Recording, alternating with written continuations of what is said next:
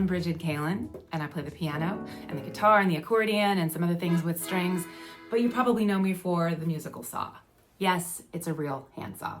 I've played the musical saw in film scores, theater soundtracks, or cues. I've written a musical version of The Tempest that was produced by Shakespeare in the Park that used only found objects, including the musical saw. I've played in folk clubs and folk bands and indie rock bands. I've played with some rock and roll Hall of Famers. I could name drop, but maybe I'll save that for another time.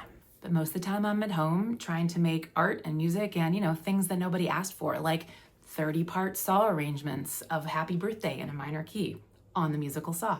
So yeah, this channel is where music gets eccentric, history gets weird, I travel a lot and like to take you with me, and instruments you didn't even know existed get crazy choral arrangements, because why not? Today, I'm answering the top questions I get about the musical saw. The kind of big question I get asked all the time is it a real saw? Absolutely, it is. There are musical saws you could get, musical saws, and I have one. I have one that's 30 inches long. Here it is. This is my Wentworth 30-inch baritone saw. Why do I have it? One, I got it ages ago to see if I really needed it. I don't. I found that I do like it for certain songs depending on the range of the song itself. So if it's got a really wide range, like Red Wine Supernova is almost 2 octaves.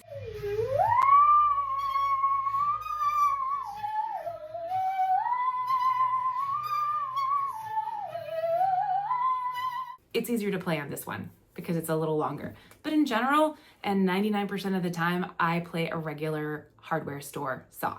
This one's my favorite. The next question I get asked all the time is it dangerous?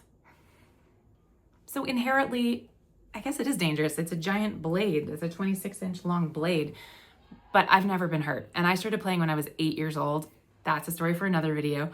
I've never been hurt on it. I have snagged a pair of leggings a couple of times. And that was really just me kind of quickly getting excited about something, because I tend to do that if you can't tell.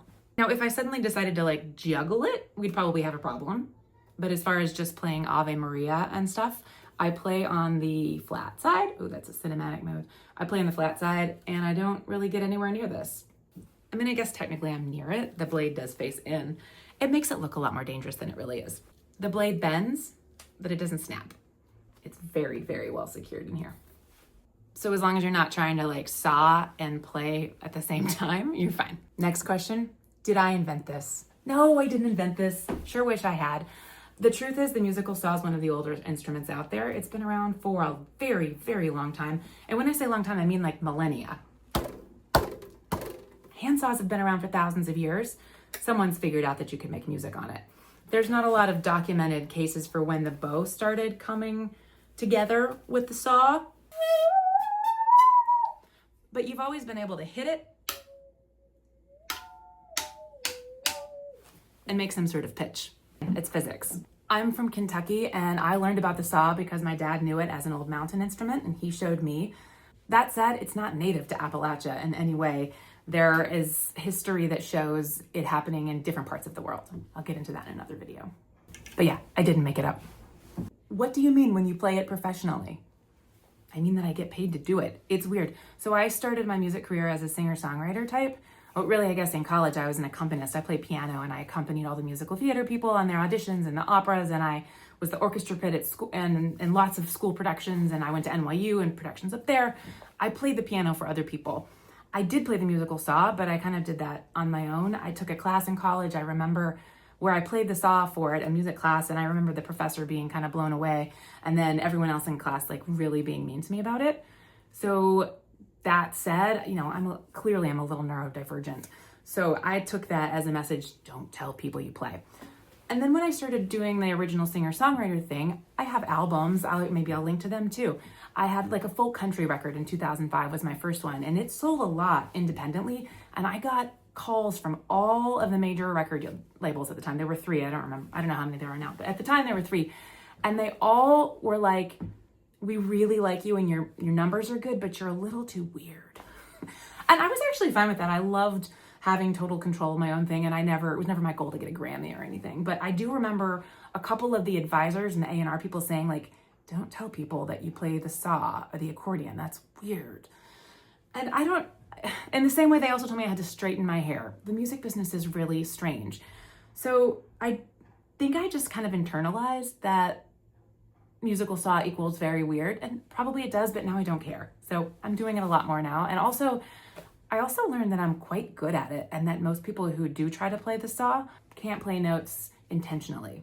And because my classical music training, I guess in my ear, I can read a score of music and play that on the saw, which is an unusual skill. I don't know if it's because I spent a bajillion hours doing it as a child, or I just that's the gift I was born with. What songs actually sound good on the saw? I have found loads and loads of songs that sound good and many more that sound bad. Now, we can all agree that it's a strange sound, that it's not for everybody. I always get a lot of comments about, my cat hated this and stuff. It's not a sound that I would want to listen to for hours and hours on end. When I'm choosing a song to play on the saw in my live music sets, like when I'm playing piano and guitar, I usually never do more than two. The first song, people are so what is happening? And then the second song they actually listen to. I have found that the more interesting the melody, the better it sounds on the saw. That may seem super duper obvious, but I get a lot of people who are like, oh, wouldn't it be cool to play blah, blah, blah, blah, blah, insert song that has 3 notes of a melody. And it doesn't sound that interesting because at that point, you're just repeating pitches that are really close together and are kind of annoying. But if you get a Paul McCartney melody that just soars and is beautiful, they sound great on the saw. So I go pure melody when I'm actually choosing what songs to perform. That said, I will take a lot of requests from the internet and try them out anyway. Next question, is the saw in a particular key? Short answer is no. There are keys that I prefer. I'm usually in D, E flat, or E for the kind of main songs that I play in my sets when I'm performing live. That is purely because of the songs that I choose and the range of those songs. And also because I travel with just my 26-inch saw, which has not quite a 2-octave range. It's about 1 octave and 3/4 on a good day. And I need to make sure that I start in the right note. You can't just play Over the Rainbow in any key on a saw this short. You'd have to kind of find one that starts and whose pitches cover the kind of main body of the saw. You don't want to go too high or too low or you lose a note. What kinds of gigs have you had with the musical saw? All kinds of gigs. My musical saw has taken me to 3 continents with countless incredible performers, and I'm so grateful for that. That said, I've recorded plenty for people I've never met before who found me online. They send me a track and say, I think saw would sound cool. And that's part of my gigs. I do that. Yes, they pay me.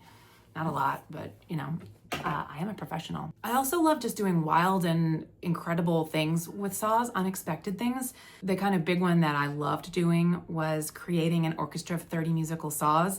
That was a reference to Harry Potter 2. I created this whole 30 different musical saws playing this arrangement together. I love stuff like that. I love playing unexpected things like the swan and then doing the piano part with one frame of the camera and the saw on the other. I've played it at sporting events, played the national anthem as an opening. I've worked with people to create sounds for haunted houses.